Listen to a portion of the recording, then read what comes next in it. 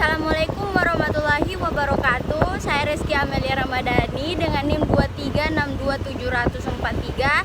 Saya dari program studi Sistem Informasi akan menjelaskan beberapa tentang OOP, tugas dari Bapak Zikra. Baik, langsung saja ke video selanjutnya. Nah, untuk awal nih, pastinya saya akan memperkenalkan OOP. Nah, apa itu OOP? OOP, Object Oriented Programming atau pemrograman berbasis objek adalah paradigma pemrograman yang menggunakan objek untuk menyusun program. Dalam OOP, program dibangun dengan menggabungkan data dan fungsi yang mengoperasikannya menjadi satu kesatuan yang disebut objek. OOP membantu membuat kode lebih terstruktur, mudah dipelihara, dan memungkinkan pengembangan yang lebih modular. Nah, setelah mengetahui OOP, selanjutnya ada beberapa konsep dasar OOP. Yang pertama, setiap entitas dalam OOP disebut objek. Objek memiliki identitas unik yang terdiri dari atribut dan metode. Nah, yang kedua, atribut. Atribut adalah sifat atau karakteristik dari sebuah objek. Yang ketiga, metode. Metode adalah tindakan atau perilaku yang dapat dilakukan oleh suatu objek. Yang keempat, variabel. Variabel adalah tempat untuk menyimpan data yang terkait dengan objek atau kelas. Variabel ini menyimpan informasi atau data yang bisa digunakan dalam operasi atau proses di dalam kelas. Nah, yang terakhir ada kelas. Kelas atau kelas adalah sebuah template atau cetak biru dalam kurung blueprint yang digunakan untuk membuat objek. Kelas mendefinisikan atribut atau data dan metode atau fungsi yang nantinya dimiliki oleh objek tersebut. Nah, setelah perkenalan tadi dengan OOP, selanjutnya kita masuk di bagian inheritance. Nah, seperti namanya nih, inheritance atau pewarisan adalah konsep di mana sebuah kelas atau disebut anak kelas atau subkelas mewarisi atribut dan metode dari kelas lain atau disebut induk kelas atau subkelas. Ini memungkinkan kita untuk membuat hierarki kelas di mana kelas anak mewarisi sifat-sifat kelas induk dan dapat menambahkan sifat-sifat baru atau memodifikasi sifat-sifat yang sudah ada. Nah, mengapa sih inheritance itu penting? Nah, yang pertama, reusability. Kita tidak perlu menulis ulang kode yang sama untuk kelas yang memiliki kesamaan. Kelas anak dapat menggunakan kembali atribut dan metode yang sudah ada di dalam kelas induk. Nah, yang kedua, hierarki. Memungkinkan kita untuk membuat struktur hierarki yang jelas antara kelas-kelas, sehingga lebih mudah untuk memahami hubungan antara objek-objek dalam program. Nah, yang terakhir, polimorfisme. Inheritance mendukung polimorfisme, yaitu kemampuan objek untuk mengambil banyak bentuk. Ini berarti bahwa objek dari kelas anak dapat diperlakukan sebagai objek dari kelas induk. Nah, langsung aja nih kita ke contohnya. Nah, karena kita mau buat inheritance, pastinya kita harus buat kelas induk dulu dong. Nah, di sini saya coba buat hewan aja ya. Contoh sederhana aja nih. Lanjut kita buat konstruktornya. Di sini kita buat 2 parameter aja deh, nama juga jumlah kaki. Ada jumlah kaki. Nah, lanjut dengan buat atribut. Di sini ada self nama yang menyimpan nama hewan dan juga self jumlah kaki yang menyimpan jumlah kaki hewan. Nah, di sini kita buat dev info hewan. Ini berfungsi untuk mengembalikan informasi mengenai nama dan juga jumlah kaki tadi dalam bentuk string.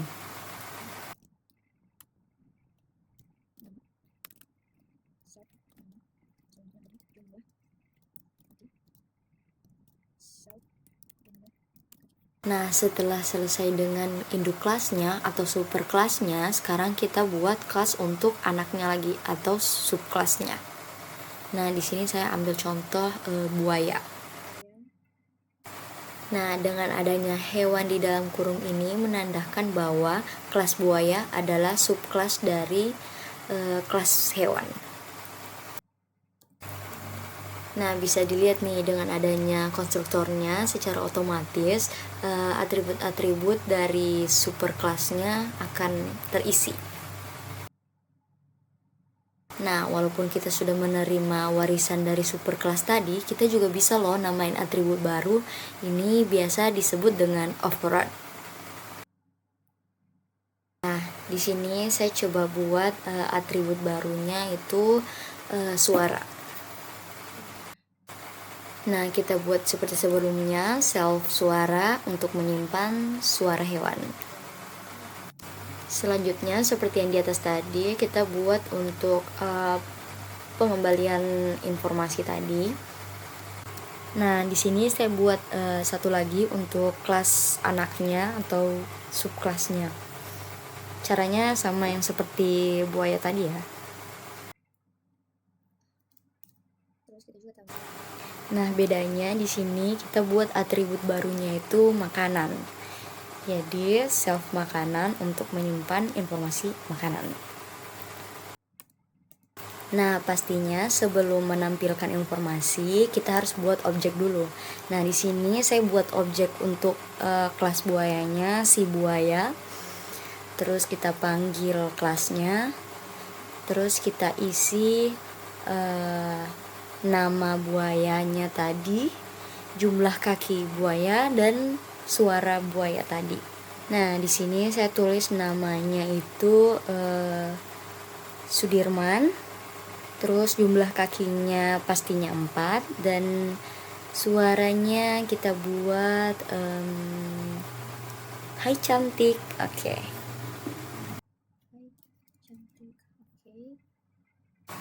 Nah, begitu juga dengan objek untuk kelas monyet. Saya buat si monyet, terus kita panggil kelasnya, kelas monyet.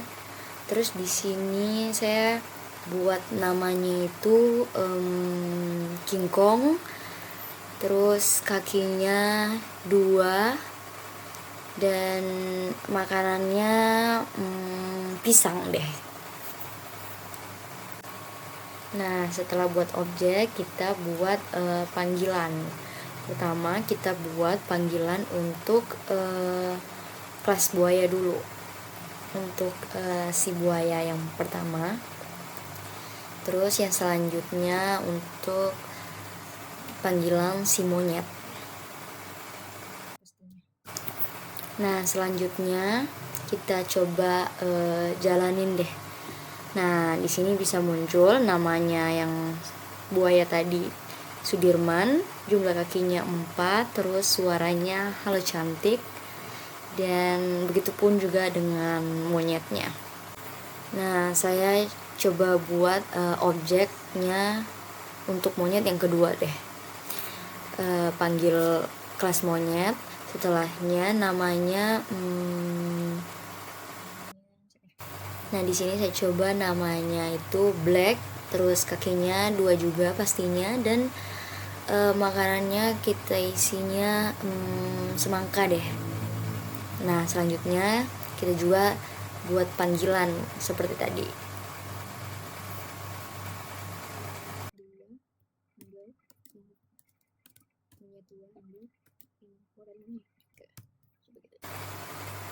Nah, jadi nih untuk monyet yang keduanya.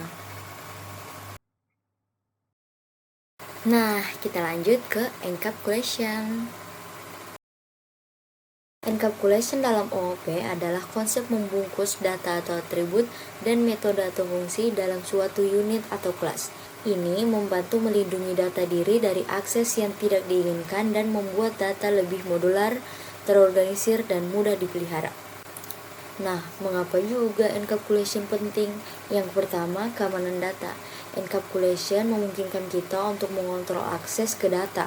Kita dapat menentukan apakah data dapat diakses secara pribadi, hanya oleh kelas turunan, atau hanya oleh kelas untuk sendiri. Yang kedua, modularitas. Encapsulation membuat kode lebih modular karena setiap kelas menjadi unit yang mandiri, berupa pada suatu kelas tidak akan mendapat pada kelas luar. Yang ketiga, reusability. Kelas yang terencapsulation dapat digunakan kembali dalam proyek yang berbeda. Nah, yang terakhir pemeliharaan. Encapsulation memudahkan dalam melakukan perubahan dan perbaikan pada kode karena perubahan hanya perlu dilakukan di satu tempat. Selanjutnya, setter dan getter. Setter dan getter adalah dua metode penting dalam OOP yang digunakan untuk mengakses dan memodifikasi nilai atribut atau properti suatu objek. Meskipun keduanya saling berkaitan, namun memiliki fungsi yang berbeda. Nah, untuk fungsi setter digunakan untuk mengubah atau memodifikasi nilai dari atribut private. Sedangkan getter digunakan untuk mengambil atau membaca nilai dari atribut yang biasanya bersifat private atau tersembunyi di dalam objek. Nah, langsung saja kita buat kelasnya. Di sini saya buat kelasnya itu namanya siswa. Terus kita buat konstruktornya yang berisikan 3 parameter, yaitu nama, nilai, dan juga kelas siswa. Nah, sama seperti tadi kita buat self nama untuk menyimpan nama siswa, self nilai menyimpan nilai siswa. Nah, 2 underscore ini menandakan bahwa atribut nilai adalah atribut yang bersifat private.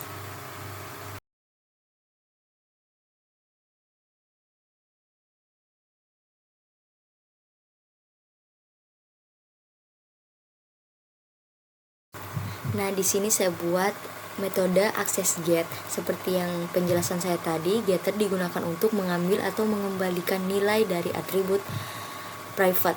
Yang di sini adalah atribut nilai. Metode ini memungkinkan akses nilai secara aman tanpa memodifikasi nilai secara langsung. Nah, di sini saya juga buat metode mutasi setter yang digunakan untuk memperbarui nilai dari atribut private, yaitu atribut nilai. Metode ini memeriksa apakah nilai baru yang diberikan berada dalam rentang 0 hingga 100. Jika nilai baru berada dalam rentang tersebut, atribut nilai akan diperbarui. Jika tidak, program akan menampilkan pesan error. Nah, di sini saya buatnya kalau nggak berada dalam rentang tersebut akan muncul bacaan nilai harus berada di antara 0 dan 100.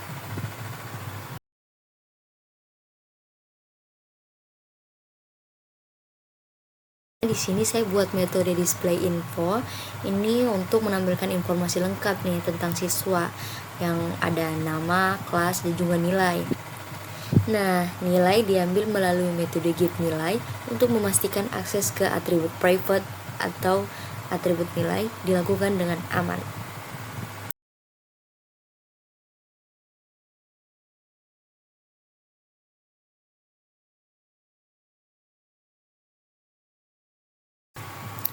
Nah, selesai dengan itu, di sini saya sudah mau buat objeknya seperti tadi ya. Objeknya di sini saya buat siswa 1.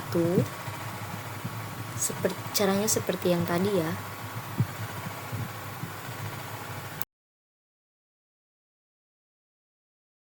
Nah, cara menampilkan atau memanggilnya juga sama nih seperti tadi. Nah, di sini saya buat printan baru untuk menampilkan dan memanggil nilai yang sudah diubah dari set tadi.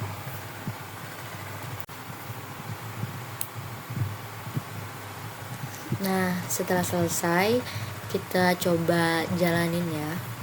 Nah, bisa dilihat di sini nama awal, kelas, dan nilai awal sebelum dan setelah diperbarui nilainya.